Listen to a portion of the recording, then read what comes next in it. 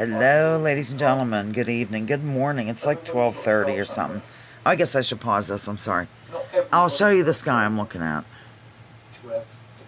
This is Lounging with Lisa, the video series that has me lounging while coming at you with thoughts of the day. His name's Barry Hook, and he's across the pond, and he trains horses to do, carriage driving, to drive, pull a cart, as we call it here in the backwoods of Pennsylvania, which Joe could do, and of course Dancer can do. Anyhow, I just love him. He's the one that calls them little darlings, and come on, little angel, and I don't think he says angel, but he's really good with them. Horses have come to him that have been mistreated by others, or whipped, or gone crazy on, and he's just good with them. And he drives in rubber bits, rubber. Sometimes he drives without bits and blinkers, especially on the Shetland pony team that he was working with. Anyhow, he's just really neat, and he told a story tonight about, hang on, I'm going to cough. People, like, he's doing a question and answer like he's doing here, and somebody said, have you ever made a mistake with a horse? Evidently, he used to work for a delivery service and work like he did it from a horse-drawn thing in London or someplace, I don't know where, in a city, for years and years, and he had the same horse, and they were like total mates, as he called it, and he would, the horse really trusted him. And here, they went over a manhole once, and it was one of those ones that kind of, I think, like, sort of breaks in half or folds in half. I can't really explain, but it went through, and the horse stood totally still, and a passerby was on a busy city street, had to help him, and he said it took like 3 months for the confidence to really be built back up. It wasn't horrible after that, but it was, and he felt awful about it. He was kind of crying, telling the story. Just something that made him feel terrible about it. But anyhow, I'm not here to tell you about Barry Hook. I don't know how I launched into him. I wanted to let you know about Dancer. And look, my fever blisters. They're visible now, and especially when I put this white stuff on that Janet made me, the secret Janet Applegate potion for the old Lipperoonie. As I'm talking to people tonight driving around, Robin and I had such a good time. Anyhow, I find myself in the position of probably becoming a horse tender. Officially, the mother of Dancer, so to speak. Sir Dance-A-Lot, as I call him. Or Big Dan, or Big D, or Mr. D, or just Dancer. Anyhow, he's been called that 20 years, so I thought I could, if I wanted to change his name, it would have to be Lance, Vance, what else could it be? Dan, whatever. I'm probably not. I like Sir Dance-A-Lot, and evidently Kathy thinks it's adorable too. So yeah, I told Austin I'm looking for a place around here for him. Austin's the husband of the owner of the horse. The reason why I say he's not the owner of the horse is just because it's been Kathy's horse since he was 3 months old. And she's widowed, and he's a widower, and so they got married 5-6 years ago, I guess. But they've known each other their whole lives. I think it's kind of sweet. They were neighbors and stuff, and then they, married other people and had happy marriages and all, and then found love later in life. Okay, anyhow, I don't know what I'm going on about this. So, I've been looking around. I'm not going to get into total details, but there's several possibilities that are close to home. Let's just say that, and leave it at that, darn it. I really had no intention of this happening, but she really wants him to have someone, and he really needs someone. So, that's a good enough description right now, I think. And he's lovely, and, like I said, I really wasn't planning any of this. I just was going to visit. I did, of course, as you know, want to get a Shetland pony named Duncan.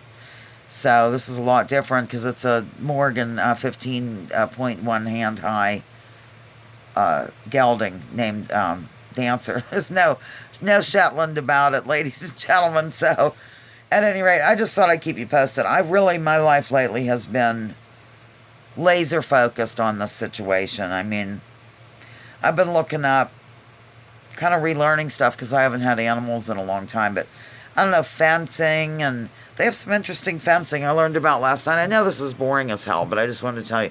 It's called finish line fencing, and I looked at some videos. Really interesting stuff. Evidently cost effective. They said it's, inexpensive, basically. And kind of looks like a clothesline. It clearly is not clothesline, but I'm saying it has that look. Clothesline that was white, remember, like it's on my clothesline out here. Like, you're going to memorize my clothesline that you never see. At any rate, you put these different strands through, and it can go like through a tree or whatever. It doesn't have to be on certain posts. Like, you don't have to go crazy and use expensive wooden posts or anything. And the thing is, it gives just a little bit. So it doesn't, like, injure animals if they happen to run up against it or whatever. And then it springs back into action. It's not electric or anything.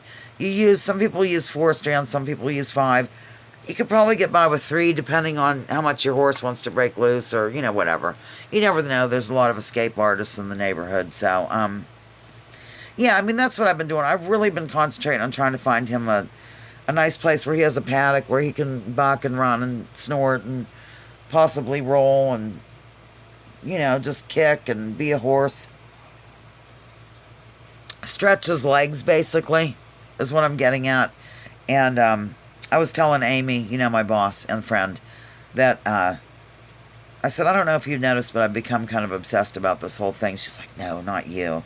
Because really I have been. It's just, I'm on a mission, ladies and gentlemen, and I'm going to accomplish it, damn it. In a way that I really didn't think I would, but, as far as I can tell, this is going to happen. Won't that be fun for videos, though? I can do videos of Top Dance. Or Behind Dancer, because I have a cart. I've literally put the cart before the horse, but I've had the cart along with the pony years ago, so. Joe was a big pony, by the way. He was like 14 hands and built very sturdy, like a cob build. So, when I say pony, a lot of people think coffee table, But it's not. Anyhow, I have the cart out here. I have his harness. Spencer's been wanting to get a family horse for like a couple years now. And, because you never know what happens if, what would happen? If all the gas dried up in the land and nobody could drive, we could go to town and Dancer with the hippie cart behind us. Or, behind him, not behind us. We'd be pulling the cart, he was just be looking. So, anyhow, I just wanted to drop in. That's what I've been doing lately, so not a lot to report. I did work today. I'm going to work tomorrow. She asked me to. That's another, kind of benefit, I guess you'd say, of not doing the game. Or really taking the summer vacay, because I can help out at the store. It's the time of year where she has graduation parties, and that's what happened. She just asked me Thursday, and there's a new girl that started. I don't know much about her, except she's a friend of a daughter of a friend's uncle's gardener's niece, one of those deals. And so that's good. There'll be more hands on deck. What else can I say? Let me just pause. Oh, just hanging out with Robin is such fun. I don't know if I mentioned earlier in the video, but we put like 44 miles on Edna tonight. It's 9 miles over to Aunt Kathy's, or AK as we call her, Dancer's mom. Austin's the dad. Yeah, and then we just decided to, she wasn't in any hurry. She got dropped off here from work. Robin's like the assistant manager, I think, of the Holiday Inn Express. Yeah, she's a big wig there, I guess you'd say, but she also works part-time at Al's Melons down the road. I'm pointing like you're going to see. So somebody dropped her off here, and we just went right from here to, actually over to the trailer, the famous trailer. I had to drop off something for Joel over there. Yeah. And then we went on to Aunt Kathy's. And the rest is history. Yeah, so afterward we drove around and we saw, wildlife galore. Here's what we saw, literally, not figuratively. I'm going to say 1 mile at the very most from Aunt Kathy's house.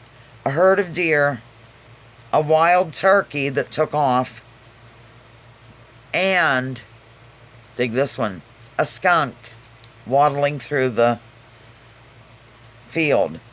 And then we saw more deer, and then I said, oh, Robin, look at that gang of deer, gang. And we started cracking up because here was a piece of farm equipment.